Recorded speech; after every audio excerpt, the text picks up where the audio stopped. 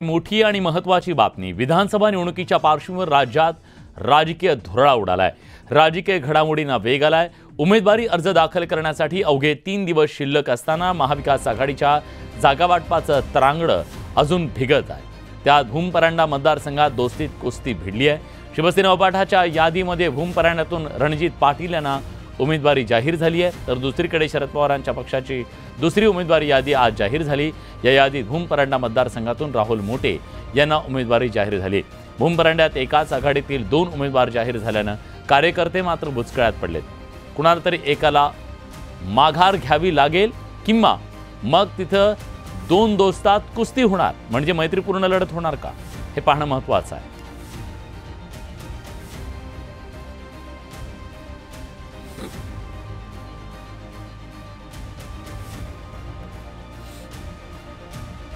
या निमित्तानं पुन्हा एकदा भूमपरांड्याची जागा आहे ज्यात एनसीपी ही आग्रही आहे आणि राहुल मोटेंनीही अपक्ष उमेदवारी आणि तिथून तुम्हीही एबी फॉर्म दिलेला आहे। त्या संदर्भात पक्षात आणि आमच्यात आणि राष्ट्रवादी काँग्रेसमध्ये चर्चा सुरू आहे।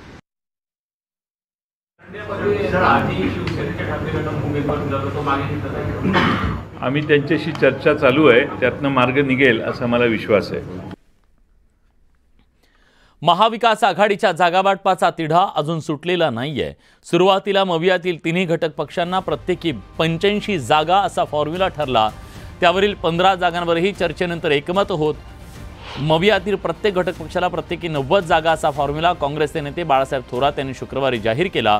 मात्र महाविकास आघाडीत 90 जागांचा कोणताही फॉर्म्युला नसल्याचं राष्ट्रवादी शरदचंद्र पवार पक्षाचे प्रदेशाध्यक्ष जयंत पाटील म्हणाले।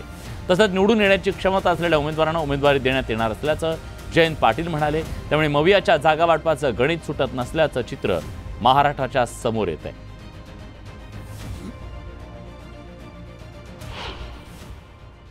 आम्ही आता साधारण 18 जागा आम्ही मित्रपक्षांकरता ठेवलेल्या आहेत। 18 जागा ठेवलेल्या आहेत। आता त्यामधून किती मित्रपक्ष आता निर्णय पद्धतीने वाटप होतंय ते पाहतोय आम्ही। मला वाटतं सर्व मित्रपक्षाला सुद्धा चांगल्या अत्यंत समाधानी करण्याचा प्रयत्न आमचा आहे। तो आता 90 झालेला आहे। 90 समन्वयाचा अभाव वगैरे या गोष्टीचा उल्लेख होणं चुकीचं आहे। उत्तम समन्वय 3 पक्षांमध्ये आहे। तसं नसतं तर 90 जागा या क्षणी आम्ही जाहीर केल्या नसत्या। आता काही जागा शेवटपर्यंत अजून आता आज आणि उद्या उमेदवारी अर्ज भरायचे नाही आहेत, सुट्टी आहे, काही किरकोळ ज्या गोष्टी आहेत त्याला मी तिढा किंवा पेच म्हणत नाही। सूत्र मेरिटनं चाललंय। 90 अशा कुणीही संख्येवर अडून बसलेलं नाही आहे। ज्या ठिकाणी ज्यांचा उमेदवार निवडून येईल त्याला प्राधान्य देण्याचं काम आम्ही करतोय। जयंत पाटील यांनी आज पत्रकार परिषद घेत राष्ट्रवादी शरद पवार गटाची दुसरी यादी जाहीर केली। उत्तम जानकर, सत्यशील शेरकर, सतीश पाटील, संदीप क्षीरसागर अशा एकूण 10 जणांचा यात समावेश आहे। राष्ट्रवादी काँग्रेस शरद पवार पक्षाकडून पुण्यातले 2 उमेदवार घोषित करण्यात आले। पर्वती विधानसभा मतदारसंघातून अश्विनी कदम तर खडकवासल्यातून सचिन दोडके यांना उमेदवारी जाहीर करण्यात आली आहे।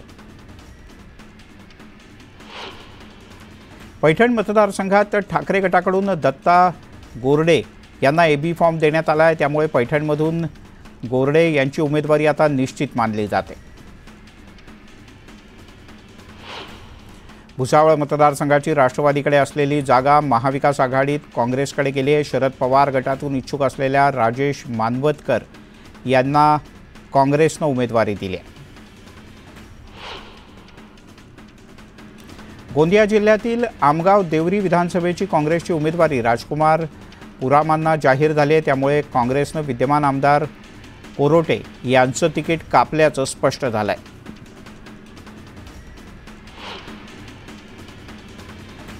कैलास गोरंट्याल यांना जालना विधानसभेतून काँग्रेसनं पुन्हा एकदा उमेदवारी जाहीर केली आहे। गोरंट्याल यांनी पक्षश्रेष्ठींचे आभार मानले। तसंच विकासाच्या मुद्द्यावर आपण ही निवडणूक लढवणार अशी माहिती गोरंट्याल यांनी दिली।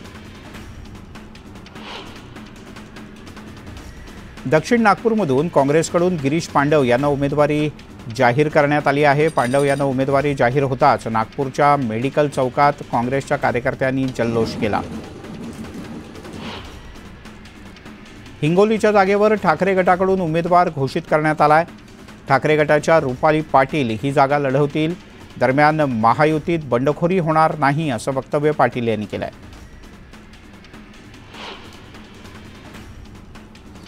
परतूर मंठा विधानसभा मतदारसंघातून ठाकरे गटाचे जिल्हा प्रमुख एजे बोराडे यांना उमेदवारी जाहीर करण्यात आली। 28 तारखेला बोराडे आपला उमेदवारी अर्ज दाखल करतील। यवतमाळच्या दिग्रज मतदारसंघातून पवन जयस्वाल यांना उमेदवारी जाहीर करण्यात आली आहे। त्यामुळे इथे ठाकरे गट विरुद्ध शिवसेना अशी थेट लढत होणार आहे। लातूरच्या निलंगा इथून काँग्रेसकडून अभय साळुंके यांना उमेदवारी जाहीर करण्यात आली आहे। उमेदवारी दिल्याबद्दल साळुंके यांनी काँग्रेस पक्ष नेतृत्वाचे आभार मानले।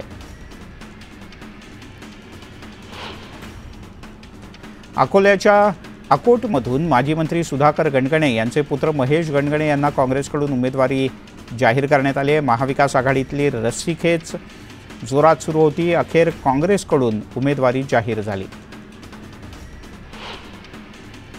जळगाव मतदारसंघासाठी शिवसेना ठाकरे गटाकडून जयश्री महाजन यांना उमेदवारी देण्यात आली आहे। विधानसभा निवडणुकीत निश्चित विजय मिळेल असा विश्वास महाजन यांनी व्यक्त केला।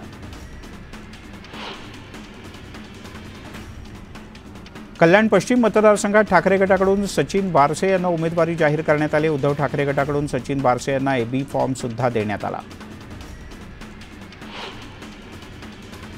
वाशिमच्या कारंजा विधानसभेसाठी वंचित बहुजन आघाडीकडून अभिजित राठोड यांना उमेदवारी जाहीर करण्यात आली। बंजारा समाजातील उमेदवार देऊन वंचितनं दलित बंजारा मतांचं समीकरण साधण्याचा प्रयत्न केला आहे। आणि एक ब्रेकिंग न्यूज हाती येते। किशोर जोरगेवार उद्याला भारतीय जनता पक्षात प्रवेश करणार आहेत। जोरगेवार यांना भाजपतून तिकीट निश्चित मानलं जातं। मुनगंटीवार यांच्या उपस्थितीत हा पक्ष प्रवेश होणार असल्याचं कळतं। जोरगेवार यांना त्यांच्या कार्यकर्त्यांनी विरोध केला होता। त्यामुळे त्यांनी सुधीर मुनगंटीवार आणि अमित शहा यांची भेट घेतल्याचं कळतं। मात्र जोरगेवार यांना होत असलेला विरोध शांत करण्यात पक्षश्रेष्ठींना यश आलंय। आणि आता जोरगेवार यांचा भाजप प्रवेश निश्चित झालाय। त्यांचं तिकीटही निश्चित झालंय।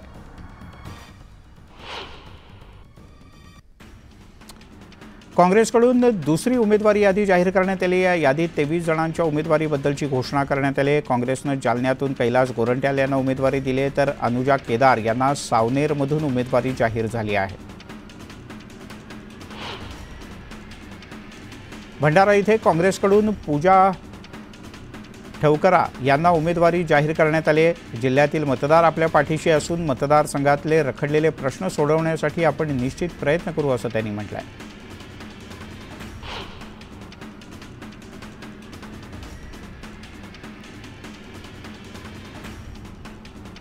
महाविकास आघाडीत जागा वाटपाबद्दल उत्तम समन्वय असून नाना पटोले यांच्याशी माझा चांगला संवाद असल्याचं खासदार संजय राऊत यांनी म्हटलंय। पटोलेंशी बोलून जागांची अदलाबदल केल्याचंही राऊत म्हणाले।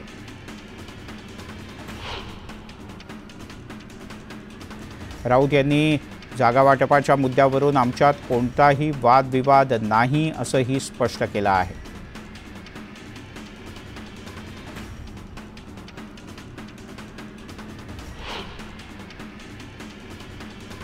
नाना पटोले यांनी उद्धव ठाकरे यांना एक पत्र लिहिलंय। शिवसेनेचे उमेदवार परस्पर जाहीर करून एबी फॉर्मही दिल्यानं नाना पटोले हे नाराज असल्याचं कळतं।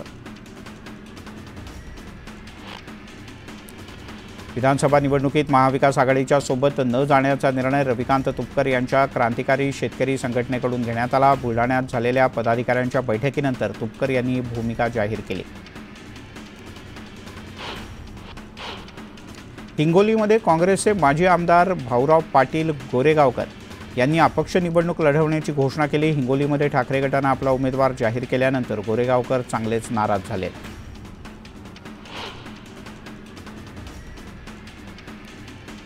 भोकरदन विधानसभा मतदारसंघात रावसाहेब दानवे यांचे पुत्र संतोष दानवे विरुद्ध शरद पवार गटाचे चंद्रकांत दानवे असा सामना रंगणार आहे। दरम्यान रावसाहेब दानवे यांच्या विरोधात बोलताना चंद्रकांत दानवे यांची जीभ घसरली। दानवे यांचा हा व्हिडिओ सोशल मीडियात व्हायरल होतोय। राष्ट्रवादी काँग्रेस एकसंध होण्यासाठी खूप प्रयत्न केले, पण एका व्यक्तीमुळे पक्ष एकसंध झाला नाही, असं विधान आमदार अतुल बेनके यांनी केलं. त्यामुळे बेनके यांचा रोख अमोल कोल्हे यांच्याकडे असण्याची शक्यता वर्तवली जाते. आम आदमी पार्टी महाराष्ट्रात निवडणूक लढवणार नाही, अशी माहिती आपचे केंद्रीय नेते संजय सिंग यांनी दिली आहे. महाराष्ट्रात आप महाविकास आघाडीचा प्रचार करणार असल्याचं मात्र त्यांनी आवर्जून सांगितलं. पुण्यातील हडपसर मतदारसंघात एकूण 65 उमेदवारांनी अर्ज दाखल केले. चेतन तुपे, प्रशांत जगताप, साईनाथ बाबर यांच्यासह अनेक अपक्ष उमेदवार निवडणुकीच्या रिंगणात उतरले आहेत. बीडच्या केज विधानसभा मतदारसंघात भाजपला पुन्हा धक्का बसलाय. पंकजा मुंडे यांचे विश्वासू मानल्या जाणाऱ्या संगीता ठोंबरे यांनी अपक्ष निवडणूक लढवण्याचा निर्णय घेतलाय.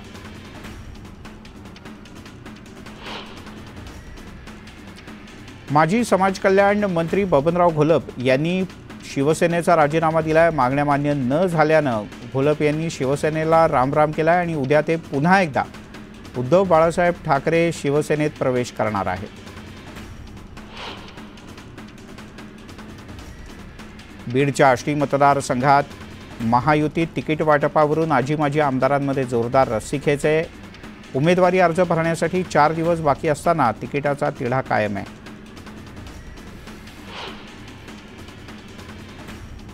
वर्धा विधानसभा मतदारसंघात इच्छुक उमेदवार संभ्रमात आहेत. महाविकास आघाडीत अद्यापही उमेदवारांच्या नावाची घोषणा नाही, त्यामुळे इच्छुक उमेदवारांची उत्सुकता शिगेला पोहोचली आहे. वाशिमच्या कारंजा मतदारसंघात मोठे राजकीय फेरबदल होणार आहेत. अजित पवार गटातील सई डहाके भाजपमध्ये पक्षप्रवेश करणार असल्याचं कळतं, तर भाजपचे गायक पाटणी हे शरद पवार यांच्या गटात प्रवेश करणार असल्याची माहिती आहे.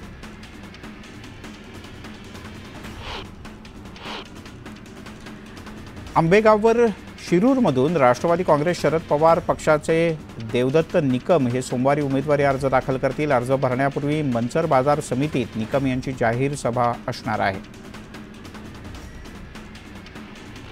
आंबेगाव शिरूर विधानसभेसाठी मराठा समाजातील इच्छुक उमेदवारांनी जरांगे पाटील यांची भेट घेतली. यावेळेला सगळ्यांनी एकत्र बसून एका नावावर एकमत करून सांगा, त्यानंतर उमेदवार ठरवणार, असं आश्वासन जरांगे यांनी इच्छुकांना दिलं. सभेमध्ये भाषणाच्या वेळेला वसंतराव देशमुख यांनी जयश्री थोरात यांच्याबद्दल आक्षेपार्ह विधान केलं. या प्रकरणी गुन्हा दाखल करण्यात आला असून पोलीस अधिक तपास करत आहेत, अशी माहिती महिला आयोगाच्या अध्यक्षा रुपाली चाकणकर यांनी दिली. एकीकडे लाडकी बहीण म्हणायचं आणि बहिणीवर घाणेरडे शब्द वापरायचे अशी प्रवृत्ती ठेचून काढली पाहिजे, असं म्हणत अंबादास दानवे यांनी वसंत देशमुख यांच्या वक्तव्याचा खरपूस शब्दात समाचार घेतला. जयश्री थोरात यांच्यावरील आक्षेपार्ह वक्तव्यानंतर संगमनेरमध्ये काँग्रेस चांगलीच आक्रमक झाली. पोलीस स्टेशनच्या समोर काँग्रेसच्या कार्यकर्त्यांनी ठिय्या आंदोलन सुरूच ठेवलंय. कालची घटना अतिशय वाईट आणि न शोभणारी होती. वसंत देशमुख यांचं वक्तव्य त्यांच्या वयाला तरी शोभतं का? देशमुख यांच्यावर कारवाई व्हायला हवी, अशी मागणी जयश्री थोरात यांनी केली आहे. साकूर गावातलं भाषण माझी टिंगल करणारं होतं. सुजय विखे यांची गेल्या काही दिवसातली भाषणं तपासा, तेच दिसेल, असं जयश्री थोरात यांनी म्हटलंय.